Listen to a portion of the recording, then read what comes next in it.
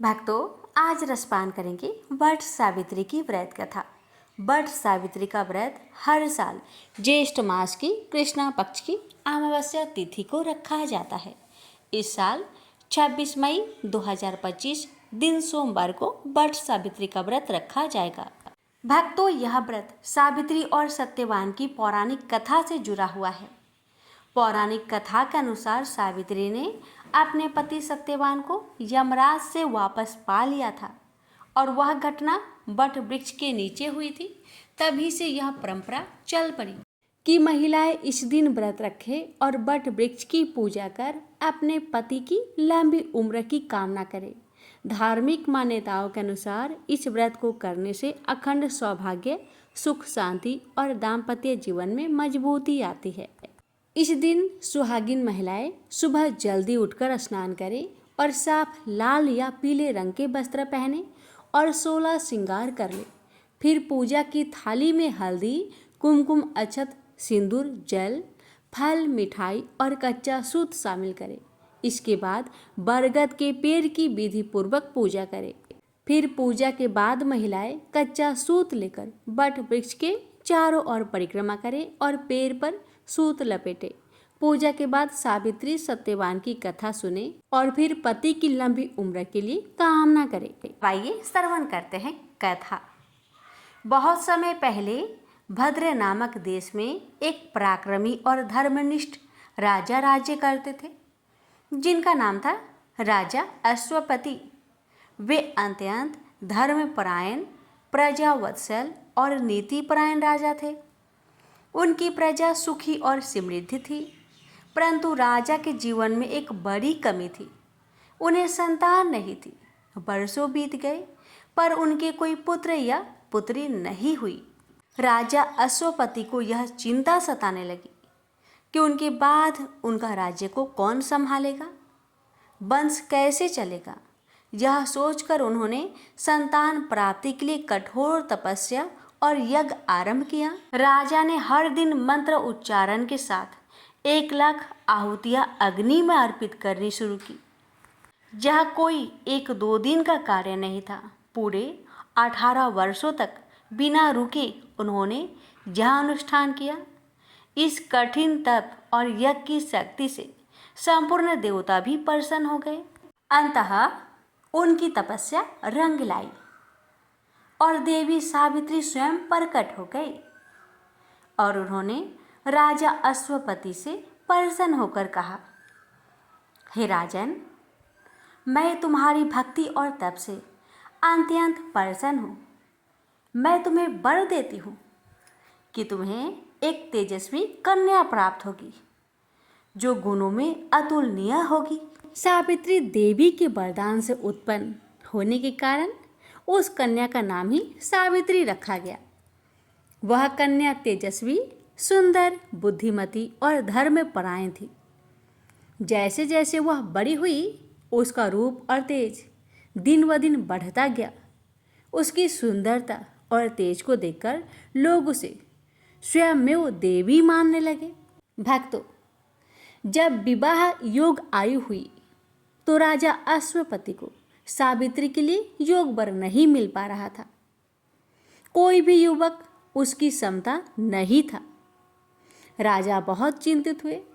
तब उन्होंने साहस करके अपनी पुत्री से ही कहा, हे पुत्री, हे बेटी, तुम स्वयं योग वर का चयन करो, देश देशांतर घूमो और जिसे तुम योग समझो उसी से विवाह करो।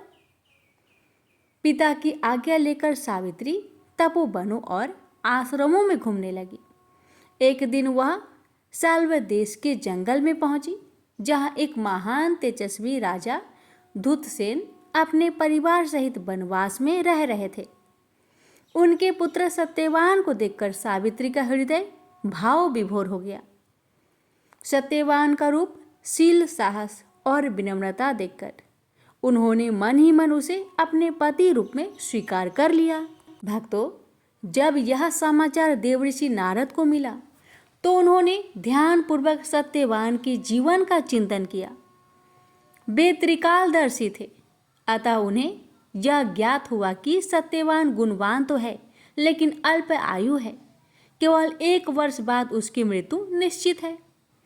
नारद मुनि तुरंत राजा अश्वपति के पास आए और गंभीर स्वर में बोले, हे राजन, आपकी कन्या ने सत्यवान को चुना है, यह जानकर मैं यहाँ आया हूँ।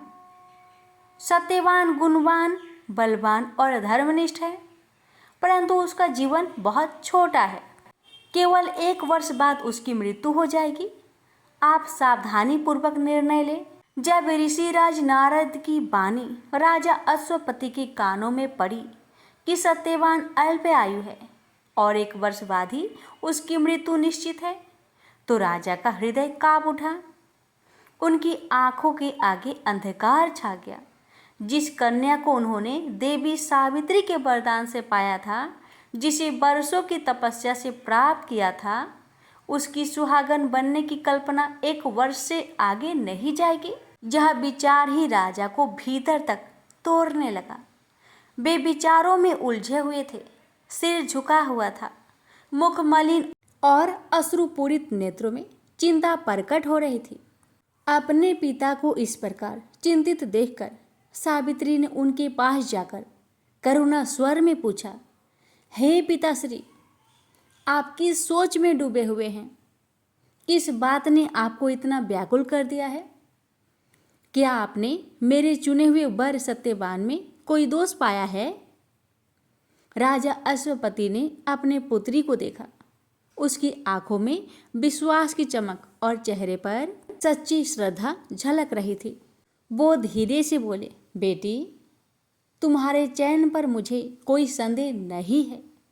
सत्यवान गुणों में उत्तम है, उसका चरित्र निर्मल है, वह धर्मात्मा और तेजस्वी है, परंतु एक सत्य जानकर मेरा मन व्यथित हो उठा है।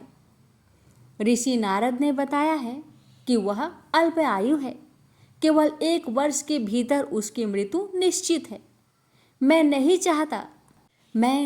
चाहता कि तुम इतने थोड़े समय के लिए पत्नी बनो और फिर वैधव का दारुण दुख सहो। इसलिए मैं तुमसे प्रार्थना करता हूँ, हे बेटी, किसी और को अपना जीवन साथी चुनो। राजा की बात सुनकर सावित्री का चेहरा शांत लेकिन दृढ़ हो गया। उसने अत्यंत गंभीर और निश्चयी स्वर में कहा, हे पिताश्री, आर्य कन्याएं एक ही बार अपने पति का वरण करती है। जिस पुरुष को मन, वचन और कर्म से मैंने पति रूप में स्वीकार कर लिया है, अब मैं किसी और के बारे में सोच भी नहीं सकती। पिता एक ही बार आज्ञा देते हैं, ब्राह्मण एक ही बार मंत्र उच्चारण कर प्रतिज्ञा करते हैं और कन्यादान भी केवल एक ही बार होता है। इस जीवन में सत्यवान ही मेरे पति होंगे, चाहे सुख आए या दुख, जीवन हो या फिर मृत्यु। उसके इन वचनों में नारी धर्म, आत्मबल और अटल संकल्प की शक्ति झलक रही थी। एक कन्या जो नारी धर्म को इतनी गहराई से समझती है और उसका पालन करने को दृढ़ है, उसे कोई डिगा नहीं सकता। पुत्री की दृढ़ता और उसके वचनों में छुपी सच्चाई को देखकर राजा अश्वपति मौन रह गए। उन्होंने महसूस किया कि यह कोई सामान्य कन्या नहीं, बल्कि धर्म और नारी मर्यादा की मूर्त रूप है। उन्होंने श्रद्धा और प्रेम पूर्वक सिर हिलाया और अंततः कहा, वत्से, यदि तुम्हारा संकल्प इतना अटल है तो मैं तुम्हारी इच्छा का सम्मान करता हूँ।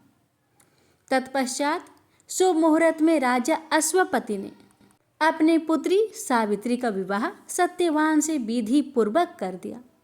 यद्यपि हृदय में व्यथा थी, पर मन में विश्वास भी था कि यह कन्या कोई साधारण नारी नहीं, देवी के वरदान से उत्पन्न एक दिव्य शक्ति है, जो अपने संकल्प से विधि को भी बदलने में सामर्थ्य रखती है।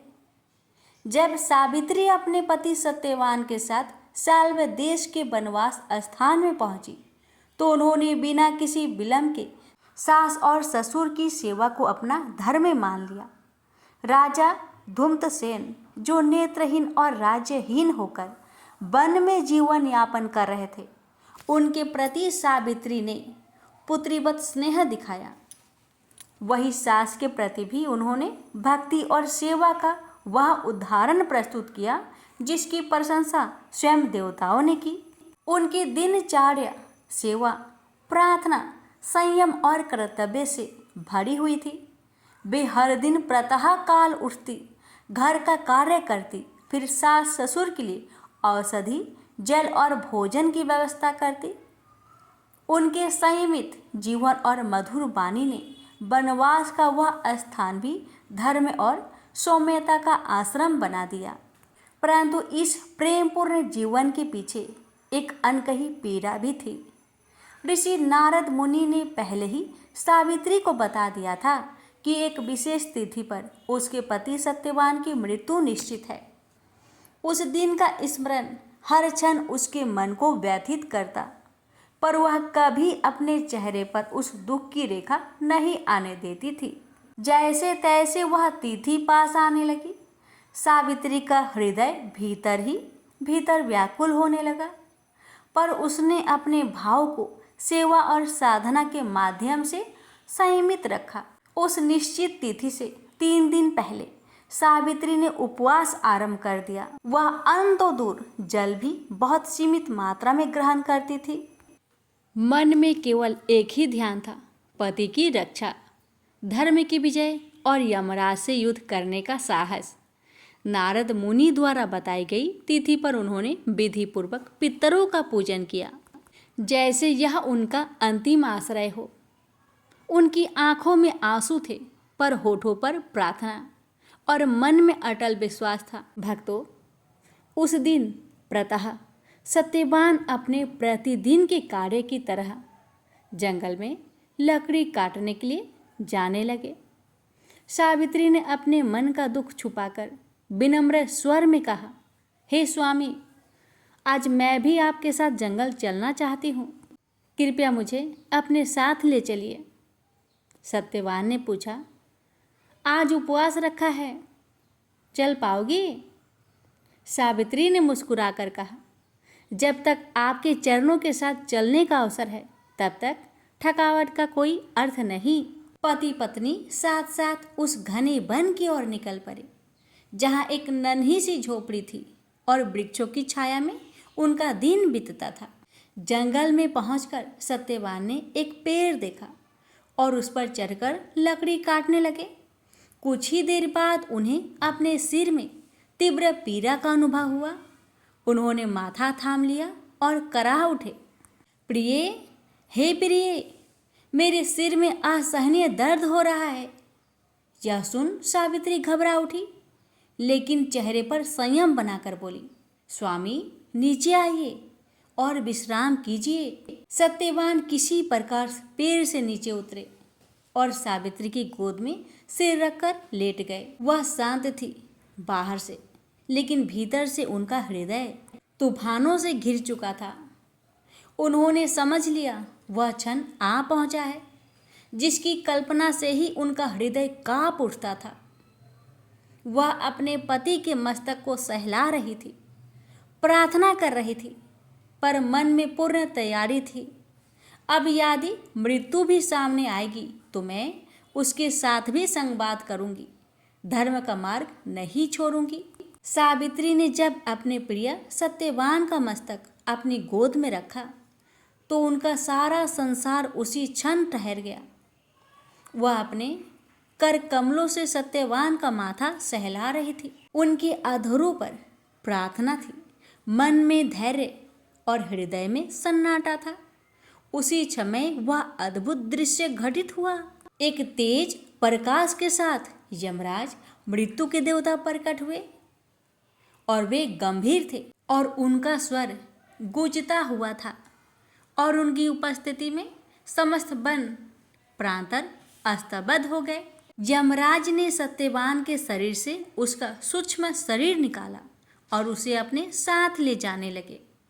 यह दृश्य देखकर सावित्री सिहर उठी, परंतु उन्होंने डर या विलाप नहीं किया, बल्कि वे निःशब्द और निडर होकर यमराज के पीछे पीछे चलने लगी। कुछ दूर चलने के बाद यमराज ने पीछे मुड़कर सावित्री से कहा, हे देवी, तुम अब लौट जाओ, यह विधि का विधान है। सत्यवान का समय पूरा हो चुका है। तुम धर्मपरायण हो, संयमशील हो। मैं तुम्हारे संयम की प्रशंसा करता हूँ, लेकिन अब तुम्हें लौट जाना चाहिए। भक्तों, सावित्री ने शांत स्वर में पर दृढ़ता से कहा, हे भगवान, जहाँ मेरे स्वामी जाते हैं वहाँ जाना मेरा धर्म है। पत्नी का धर्म केवल घर तक सीमित नहीं, वह जीवन के हर पथ पर पति का अनुसरण करती है, चाहे वह मार्ग सुख का हो या मृत्यु का। आपके पीछे चलने में मुझे कोई भय नहीं, कोई पीड़ा नहीं, क्योंकि मेरे स्वामी आगे हैं। यमराज, जो स्वयं कठोर नियमों के अधिष्ठा हैं, सावित्री के इस अद्वितीय पति प्रेम और निष्ठा से अभिभूत हो गए। उनकी गंभीर वाणी थोड़ा कोमल हो गई और उन्होंने कहा, हे देवी, तुम धन्य हो। तुम्हारे तप, धर्म और पतिव्रत ने मुझे अत्यंत प्रसन्न किया है। तुम मुझसे कोई भी एक वरदान मांगो, परंतु सत्यवान का जीवन मत मांगना। भक्तों, सावित्री ने सिर झुकाकर विनम्रता से कहा, हे धर्मराज, हे भगवान, मेरे सास ससुर वृद्ध है, वनवासी है और उनके नेत्रों की ज्योति जा चुकी है। मैं आपसे यही वर मांगती हूँ कि उन्हें फिर से दिव्य दृष्टि प्राप्त हो और वे अपने जीवन के शेष दिन सुखपूर्वक व्यतीत करें। यमराज ने सहर्ष कहा, तथास्तु, ऐसा ही होगा। तुम्हारे सास ससुर को दृष्टि प्राप्त होगी और वे अपने राज्य में पुनः प्रतिष्ठित होंगे। अब तुम लौट जाओ देवी। परंतु सावित्री तो उस व्रत में बंधी थी जिसे उन्होंने अपने हृदय से स्वीकार किया था। वह पुनः यमराज के पीछे पीछे चलने लगी। भक्तों, इस बार यमराज ने दूसरी बार कहा, हे देवी, मैं तुम्हें पहले ही एक वर दे चुका हूँ, अब और आगे चलना उचित नहीं, तुम लौट जाओ। सावित्री ने अत्यंत श्रद्धा और नम्रता से कहा, हे प्रभु, मैं लौट कैसे जाऊं, जब मेरे पति मेरे आगे नहीं, पीछे नहीं, बल्कि आपके साथ है। तो मेरा कर्तव्य यही है कि मैं भी उनके साथ चलती रहूं। धर्म का पथ तो वही है जहां पति का चरण पड़ता है। यमराज ने सावित्री की वाणी में छिपे धर्म, भक्ति और सत्य के भाव को पहचाना। अब उनका मन पूरी तरह सावित्री के त्याग और तेज से प्रभावित हो चुका था। उन्होंने कहा, हे साध्वी, तुम पुनः एक वरदान मांग सकती हो। तुम्हारी बातों में धर्म गूंज रही है।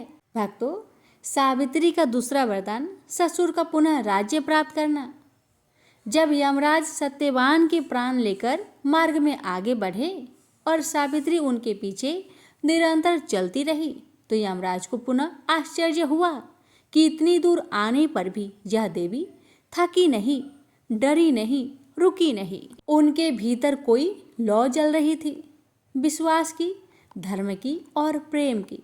भक्तों, यमराज ने उन्हें पुनः संबोधित किया, हे साध्वी, तुम अतुलनीय नारी हो। तुम्हारे धैर्य, सेवा और सत्य में इतना तेज है कि मैं पुनः तुमसे एक और वरदान देने को प्रेरित हो रहा हूँ, किंतु सत्यवान का जीवन मांगना वर्जित है। कोई और वरदान मांगो। सावित्री ने करवद होकर कहा, हे प्रभु, हे भगवान, मेरे ससुर महाराज धूम्रसेन का राज्य छल से छीन लिया गया है। वह अंधकारमयी वन में जीवन यापन कर रहे हैं। मैं आपसे यह वर मांगती हूँ कि उन्हें पुनः उनका खोया राज्य प्राप्त हो जाए और वे सम्मानपूर्वक राजगद्दी पर प्रतिष्ठित हो। यमराज मुस्कुराए। उनकी गंभीरता में अब करुणा और आदर भी सम्मिलित हो चुका था। उन्होंने उत्तर दिया, तथास्तु, तुम्हारे ससुर को पुनः उनका राज्य प्राप्त होगा। वे फिर से एक न्यायप्रिय और धर्मपरायण राजा के रूप में प्रतिष्ठित होंगे। अब लौट जाओ। किंतु सावित्री ने फिर भी वापसी नहीं की। वह पति के पीछे चलने के अपने धर्म से टस से मस नहीं हुई। यमराज अब वास्तव में सावित्री के हृदय की महानता और मन की दृढ़ता से चकित हो चुके थे। उन्होंने तीसरी बार कहा, हे सती, तुम जिस पथ पर चल रही हो वह केवल प्रेम नहीं, यह तप है, धर्म है, सत्य का रूप है। मैं तुमसे अत्यंत प्रसन्न हूँ। पुनः एक अंतिम वर मांगो, किंतु यह सत्यवान का जीवन नहीं होना चाहिए। सावित्री ने कहा, हे भगवान, हे धर्मराज, यदि आप मुझ पर प्रसन्न हैं तो मुझे सौभाग्यवती होने का वरदान दे और मुझे 100 पुत्रों की प्राप्ति हो जो तेजस्वी, धर्मपरायण और कुल का गौरव देने वाला हो। सावित्री ने सत्यवान का जीवन मांगे बिना ही यह संकेत दे दिया कि यदि 100 पुत्र चाहिए तो पति सत्यवान को जीवित रहना ही होगा। यमराज क्षण भर के लिए मौन हुए, फिर मुस्कुराकर बोले, हे देवी, तुम्हें 100 पुत्र प्राप्त होंगे और तुम अखंड सौभाग्यवती रहोगी। यह वरदान भी मुझे स्वीकार है। सावित्री ने अत्यंत नम्र किंतु तीव्र तर्क के साथ यमराज से कहा, हे प्रभु, हे भगवान, आपने स्वयं मुझे 100 पुत्रों का आशीर्वाद दिया है, किंतु मैं तो एक पतिव्रता नारी हूँ। मेरे जीवन में कोई और पुरुष न संभव है और न कल्पनीय है। यदि आपका आशीर्वाद सत्य है तो मेरे पति सत्यवान को पुनः जीवित करना ही होगा, क्योंकि पुत्र की उत्पत्ति पति के बिना कैसे हो सकती है। यमराज को यह धर्म संगत युक्ति सुनकर मौन साधना पड़ा। वे न झुके न बोले, पर एक दिव्य मुस्कान उनके मुख पर आई। उन्होंने श्रद्धा से सिर झुकाया और कहा, हे पुण्यवती, तुमने धर्म में नीति, प्रेम और साहस चारों की पराकाष्ठा को स्पर्श किया है। तुम्हारी वाणी में सत्य की शक्ति है। मैं सत्यवान को पुनः जीवन प्रदान करता हूँ। तुम अखंड सौभाग्यवती रहो। भक्तों, इतना कहकर यमराज भगवान अंतर्ध्यान हो गए और सावित्री उस बट वृक्ष की छाया में जहाँ सत्यवान की निष्प्राण शरीर लेटा था वहाँ लौट आई। सत्यवान को जीवन मिला, पूर्ण जन्म सा। क्षण सावित्री ने धीरे से सत्यवान का मस्तक अपनी गोद में रखा और जैसे ही उन्होंने अपनी आंखें बंद कर प्रार्थना की, सत्यवान ने गहरी सांस ली। सत्यवान की आंखें खुली और उन्होंने पहले पहल अपनी धर्मपत्नी सावित्री को देखा। उन्होंने मृत्यु के द्वार से भी उन्हें खींच लाया था। दोनों एक दूसरे को देखकर मुस्कुराए। यह मुस्कान जीवन की विजय की थी, प्रेम की तप की थी, एक स्त्री की निष्ठा की विजय थी। सावित्री और सत्यवान जब अपने आश्रम गृह लौटे तो देखा राजा धूम्रसेन और रानी को दिव्य दृष्टि प्राप्त हो चुकी थी। उनके नेत्र अब सूर्य के समान प्रकाशमान हो गए थे। साथ ही उनका खोया हुआ राज्य भी उन्हें पुनः प्राप्त हो चुका था। चारों ओर मंगल ध्वनि गूंज उठी।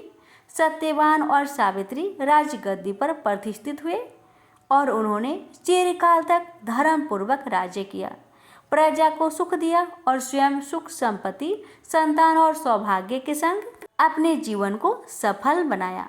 तो इस प्रकार सावित्री की कथा न केवल एक पौराणिक गाथा है, बल्कि यह नारी धर्म, व्रत की शक्ति और पतिव्रता भाव की महिमा का जीता जागता उदाहरण है। अतः जो भी स्त्रियां श्रद्धा और नियम पूर्वक वट सावित्री व्रत करती है, सावित्री की तरह पहले अपने सास ससुर का आदर पूजन करती है और इस व्रत की विधि एवं कथा को श्रद्धा से सुनती है, उनके वैवाहिक जीवन पर कभी कोई संकट नहीं आता। यदि कोई संकट पहले से विद्यमान हो तो वो भी टल जाता है, नष्ट हो जाता है। वट सावित्री व्रत नारी की आस्था, सेवा और संकल्प की पूजा है, जहाँ प्रेम को पूजा का रूप और धर्म को शक्ति का रूप प्राप्त होता है। तो कथा यहीं पर समाप्त होती है। कथा अच्छी लगे तो वीडियो को लाइक करें, शेयर करें। भगवान आप सभी माताओं की, आप सभी बहनों की हर मनोकामना को पूर्ण करे। जय श्री हरि।